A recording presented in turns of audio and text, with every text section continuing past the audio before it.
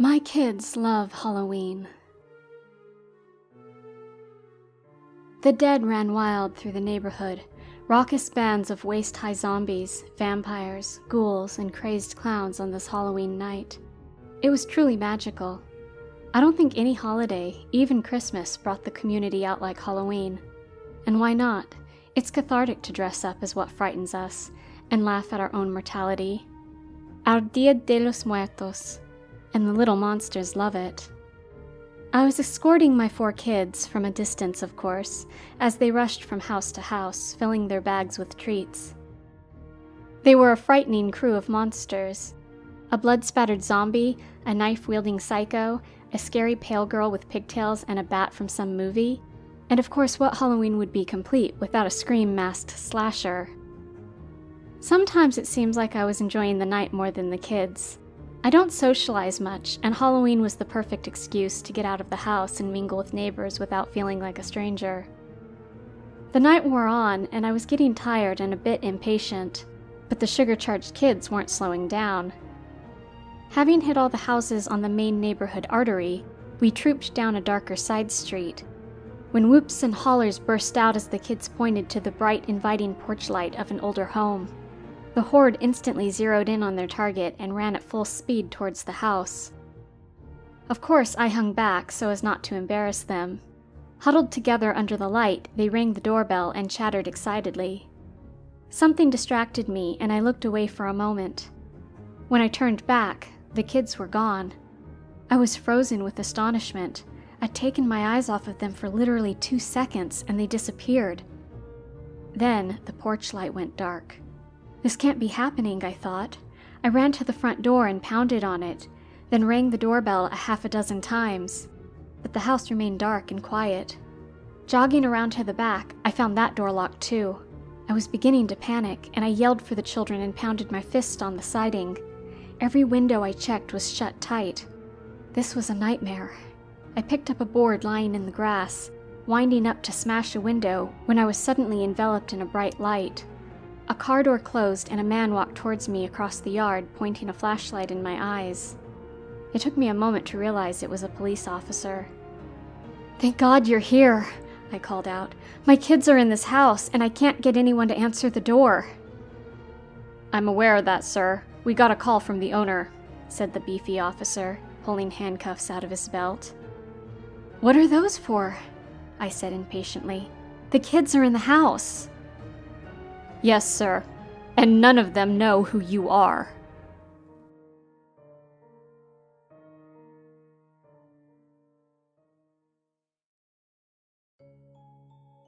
A mother's love is forever. Did he smell bacon? Jerry Harper finished adjusting his tie and brought his suit coat and briefcase downstairs to the kitchen. To his amazement, there was a stack of waffles and a plate of bacon on the kitchen table. And 9-year-old Peter was attacking his own plate piled high with both. "Wow, Peter, nice job on breakfast. I didn't know you could make waffles." Peter swallowed. "I can't. It was here when I got downstairs." Kneeling down next to his son, Jerry put a comforting hand on Peter's shoulder. "I know, this was your favorite breakfast that Mom used to make. She taught you well." "My clothes were laid out too," said Peter with a shrug. Believing this was his son's way of coping with his mother's recent death, Jerry nodded and poured a cup of coffee. "Get yourself ready for school when you're done." The morning office routine began as Jerry walked down aisles between cubes exchanging good mornings with employees. He entered his office and was immediately ambushed by Gwen from behind the door, who grabbed his face and kissed him passionately.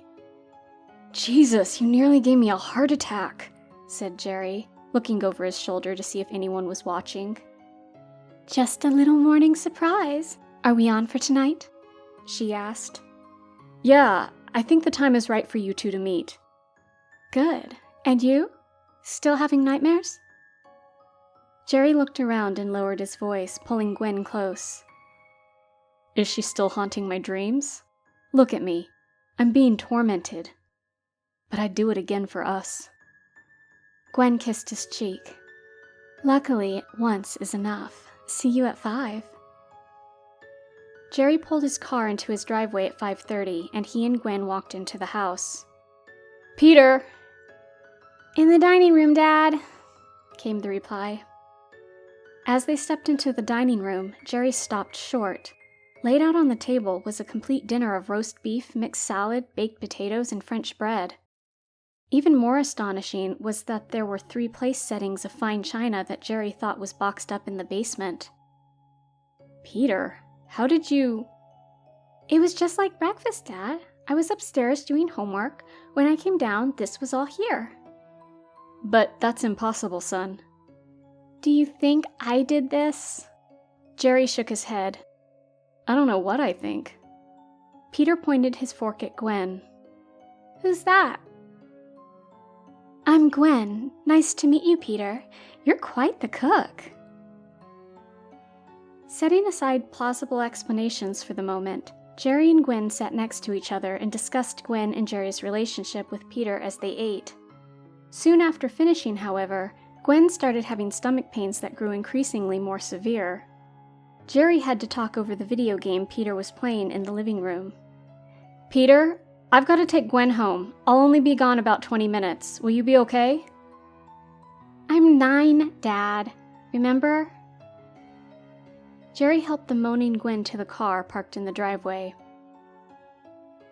Joel Sherman's heart pounded violently as he approached his sister's house in the flashing lights of 2 police cruisers. He jumped out of his car and approached an officer who looked in charge.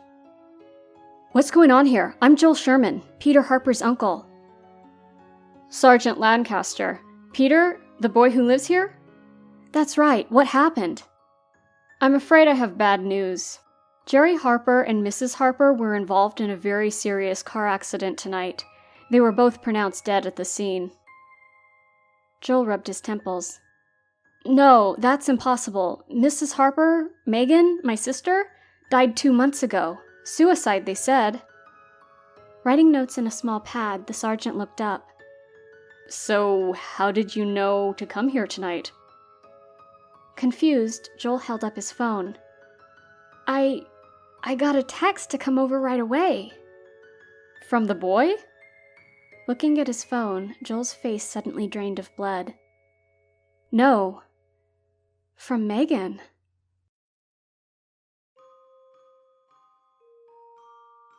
The Imaginary Friend. Hearing her daughter speak in 2 distinct voices was a little unnerving, but Jessica Marks had done her research and felt assured that Tessa's imaginary friend was a normal thing for a child her age, and could even be helping her daughter's social development. Lugging a full laundry basket and wishing she had an imaginary friend to help with the housework, Jessica stopped in the open doorway to her daughter's room. Tess was engrossed in a familiar family dispute with her imaginary friend Crystal. "You didn't pick up your room like I asked. There won't be any dessert tonight if you don't mind me." Jessica smiled. "You'll make a good mommy someday." Tess rolled her large brown eyes. "She never listens to me." "Believe me, I know the feeling," replied Jessica, heading off to her rendezvous with the washer. That evening, as she and her husband Will sat in bed reading, Jessica put down her book. "Did you have an imaginary friend when you were Tessa's age?" Will took off his glasses. "Actually, I did. His name was Stevie." "Stevie?" repeated Jessica with an amused expression. "Interesting. I didn't. At least that I can remember. It's just kind of funny, and a little weird to see Tess interacting so intensely with someone who isn't there." "She'll get through it. We all do." The next afternoon, Jessica was making the bed when she heard what sounded like crying down the hall.